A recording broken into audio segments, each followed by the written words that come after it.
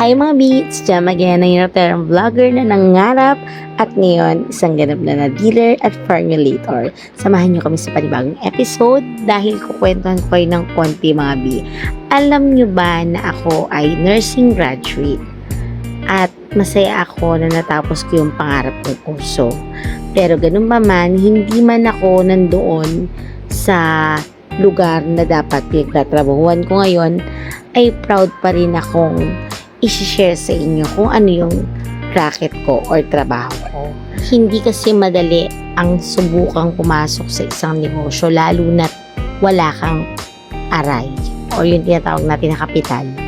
Yes mga B, kaya nga nagsubok-subok din kami noon na umutang, magpa-CI, tapos syempre lagapak lang din mga B at hindi nga maaaprobahan. Paano ba naman ako maaaprobahan ng mga panahon na yun Hindi wala nga ako savings.